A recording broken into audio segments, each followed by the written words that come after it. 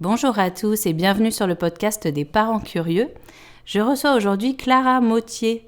Bonjour Clara. Bonjour et merci de me recevoir. Merci d'être venue. Vous êtes chef de projet d'économie circulaire chez Blédina.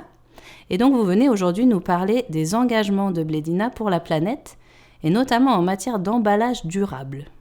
Effectivement, et en fait, pour nous, prendre soin des bébés de génération en génération, c'est aussi prendre soin de la planète finalement. Et c'est pourquoi on s'engage en mettant en place des actions respectueuses de l'environnement et ça nous permet de garantir un avenir plus durable pour les bébés. D'accord, alors d'une manière globale tout d'abord, ces actions dont vous parlez, que vous mettez en place chez Blédina, vous pouvez nous en dire un petit peu plus ? Alors, en fait, en premier lieu, on place la recherche et la santé au cœur de toute notre activité. Et c'est pour ça qu'on fait la promesse d'apporter le meilleur de l'alimentation infantile sur les 1000 premiers jours de bébé. Et c'est une période en fait qui est très déterminante pour son développement. Les 1000 premiers jours, ça signifie quoi exactement ? Alors en fait, c'est la période qui va de la grossesse jusqu'aux 2 ans de l'enfant. Et pendant cette période, on a constaté que l'environnement, et plus particulièrement l'alimentation, ça a un rôle primordial sur la santé de l'enfant, et finalement aussi de l'adulte qui va devenir plus tard.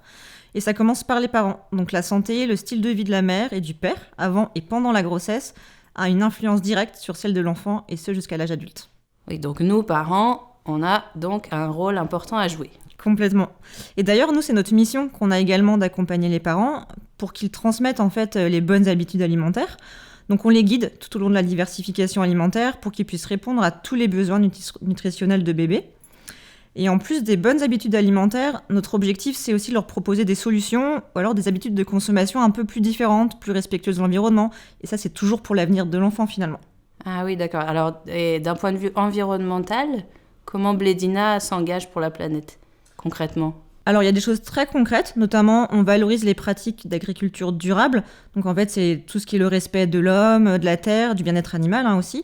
Et ça passe aussi par une agriculture locale. Donc, les recettes sont cuisinées en France et on a 80% de nos ingrédients qui sont d'origine française.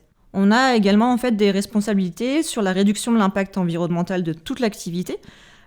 Aujourd'hui, par exemple, plus de 80% de nos déchets sur nos sites de production sont valorisés. Et on essaye d'atteindre 100% d'ici 2022. Donc c'est bravo. ce genre... Ouais, merci. On travaille aussi, et ça c'est plus nouveau, c'est ce sur quoi je travaille moi, c'est sur les emballages en adoptant finalement une économie circulaire. Donc c'est une économie plus vertueuse qui va permettre d'apporter des emballages recyclables, réutilisables ou même compostables. Alors ça, c'est notre cœur de sujet, l'économie circulaire et les emballages réutilisables. Donc déjà, est-ce que vous pouvez me donner une petite définition rapide de ce que c'est que l'économie circulaire ? Avec plaisir, c'est vrai qu'on en entend beaucoup parler, mais c'est pas forcément un concept très simple. En fait, d'un point de vue global, l'économie circulaire, elle propose de repenser nos modes de production et de consommation pour finalement optimiser l'utilisation de nos ressources et empêcher qu'on ait un épuisement à moyen terme de toutes les ressources qu'on a. Moi, dans mon cas, je travaille sur des projets d'économie circulaire qui sont liés à l'emballage. Donc mon travail, c'est de faire en sorte qu'on évolue d'une économie linéaire. C'est tout ce qu'on faisait actuellement, c'est-à-dire d'avoir une fabrication, de la consommation et après du déchet. Ça part à la poubelle. Et donc moi, c'est d'évoluer vers une économie circulaire. Et c'est là où le déchet devient une ressource. Donc en fait, on va passer par de la recyclabilité, de la réutilisation, du compostage. Ce n'est plus un déchet, mais ça a de la valeur et c'est une ressource qui peut être retravaillée. D'accord. Alors je sais que cette année, Danone a expérimenté la consigne. On consigne, on réemploie. Qu'est-ce que c'est exactement ? Vous pouvez m'expliquer ? Alors en fait, quand on parle d'une consigne pour réemploi au niveau d'un emballage, c'est qu'il va être récupéré et réemployé. Donc on va le réutiliser pour servir à la même chose qu'il avait pu être fait dans la première boucle. Donc en réemploi, on parle de boucle en fait. On a fait une boucle complète de réutilisation. Et en fait, l'emballage, il va être collecté, lavé pour être utilisé à nouveau.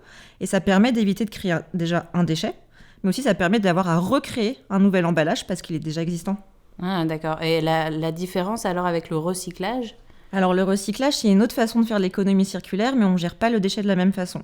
Le recyclage, si par exemple on prend l'exemple d'un pot vert, on va tous à la poubelle de nous-mêmes jeter le verre, et cette matière, elle est récupérée, elle va être broyée, elle va être refondue, et on recrée un emballage. Donc on utilise la matière, donc c'est déjà très bien, parce qu'en fait on ne recrée pas de zéro un emballage, mais on réutilise par rapport à ce broyage et le fait qu'on l'ait fondu. Alors que le réemploi, c'est l'emballage qui a déjà été créé, qui a une forme qui va resservir exactement à la même chose. D'accord. Alors les enjeux pour cette consigne, ce réemploi, qu'est-ce qu'il serait ? Alors, il y a des enjeux qui sont multiples. Déjà, nous, ça s'inscrit dans nos engagements qu'on a pour une transition plus durable de nos emballages. En fait, c'est très pertinent, la consigne pour réemploi, parce qu'on tend vers le zéro déchet. On enlève un peu cette notion de déchet qu'on a à la fin. Donc ça permet de répondre à des attentes très concrètes des consommateurs, qui sont de plus en plus acteurs de leur consommation. Mais on va aussi réduire le gaspillage, réduire le niveau de poubelle. Et en fait, c'est tout un changement de mode de consommation qu'il y a derrière. Et à travers tout cela, nous, ce qu'on souhaite avoir, c'est un modèle beaucoup plus durable. D'accord. Alors, je sais que Blédina lance sa gamme de petits pots consignés cette année. Est-ce que vous pouvez nous en dire un peu plus ? Ouais, bien sûr. Alors, Blédina a lancé sa première gamme de 10 petits pots consignés en juin dernier, donc c'est vraiment tout frais. C'est une gamme en fait qui est complète. On a lancé 10 références avec 5 références sur le cœur de repas, donc les recettes pour le midi, 3 références pour le soir et 2 références pour les goûters et le dessert, donc c'est des compotes de fruits. Et on a même été un peu plus loin dans cette offre. On a créé des bocaux en fait multiportions. Jusqu'à présent, l'offre, c'est du portionnable, donc c'est un repas par enfant. Et donc, du coup, là, on a du multiportion qui permet d'avoir 2 repas ou 4 repas. Et en fait, dans un même emballage, on a finalement moins d'emballage que l'équivalent qu'on aurait sur 4 petits pots. Donc, ça va encore plus loin, finalement, dans cette innovation. Ah bah ça, c'est de l'innovation dans l'innovation. Ouais, complètement, j'aurais pas pu mieux dire. Et alors, comment ça fonctionne exactement pour nous, parents, consommateurs, les pots consignés ? On va faire nos courses et comment ça se passe ? Mais c'est ça, en fait, c'est ultra simple. En tant que parent, demain, tu peux t'amener à aller acheter un produit, comme tu as d'autres produits dans les magasins. Et une fois que toi, tu l'as consommé, tu vas le mettre de côté et le rapporter vide avec son couvercle directement dans le magasin. Et en fonction des magasins, il y a des magasins qui ont installé des grosses bornes de récupération ou sinon directement en caisse, on rend son bocal en fait vide et là, tu récupères ton montant de consigne. Donc nous, par exemple, on a 2 formats de bocaux. Le plus petit, c'est 35 €, 0,35 en fait de consigne, et le plus grand, 0,45 de consigne. D'accord. Et alors, une fois que ces petits pots-là ils sont rapportés dans cette grande board ou au magasin, qu'est-ce qu'ils deviennent ?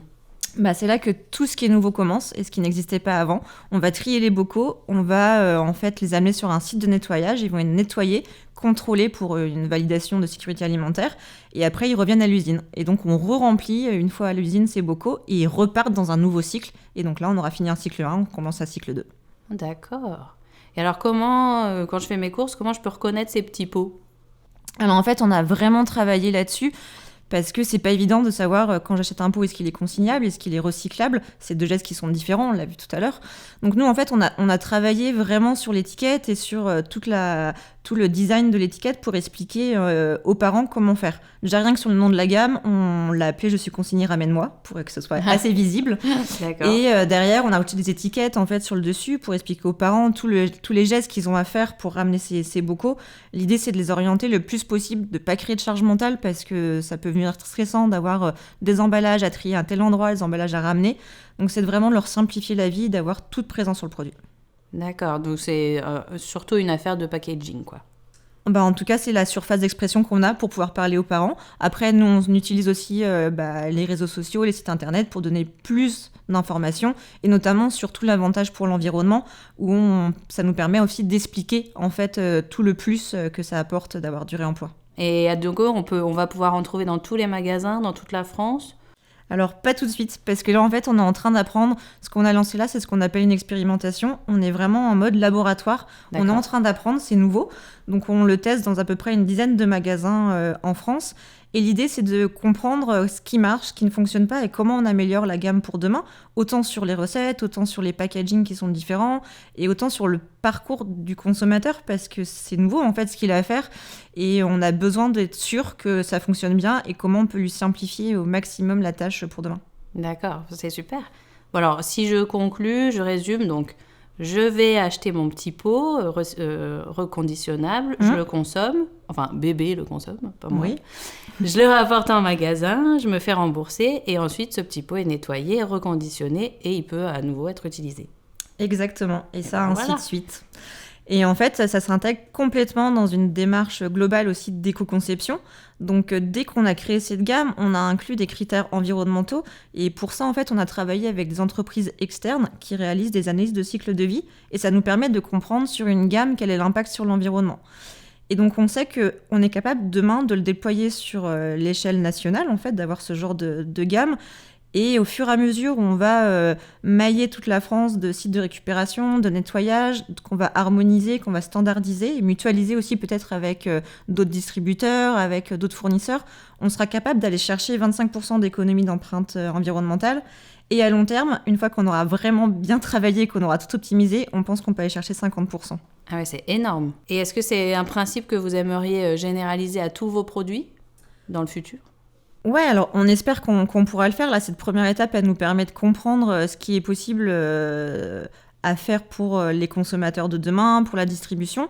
On est en train aussi d'apprendre ce qui sera possible d'avoir comme produit qui permet d'avoir du réemploi, parce qu'on a aussi une sécurité alimentaire qui est très forte pour les produits pour bébés, et on n'est pas sûr qu'on est capable d'adapter cela pour toutes nos références. Mais en soi, théoriquement, oui, on serait capable de le faire. Donc demain, on espère avoir une gamme beaucoup plus large et pouvoir vraiment avoir quelque chose d'assez fort sur les réemplois. En tout cas, là, on travaille avec nos consommateurs, ils nous aident à vraiment travailler sur cette gamme avec nos partenaires, et il y a tout à construire. Eh bien, merci beaucoup pour toutes ces informations passionnantes. Merci pour l'écoute, et je pense que de toute façon, c'est primordial de changer nos habitudes de consommation pour demain, pour l'avenir de la planète. Et ça peut passer par finalement une baisse de consommation, faire attention à ce qu'on achète et acheter juste, passer plutôt aussi au vrac ou au consigné, du coup, comme on a pu l'expliquer. En tout cas, moi, j'invite tout le monde à rentrer dans la boucle, parce qu'on est tous acteurs d'une meilleure consommation pour demain. Eh bien, merci encore. Je recevais Clara Mottier, chef de projet de l'économie circulaire chez Blédina. Vous écoutiez le podcast des parents curieux, un podcast proposé par Blédina.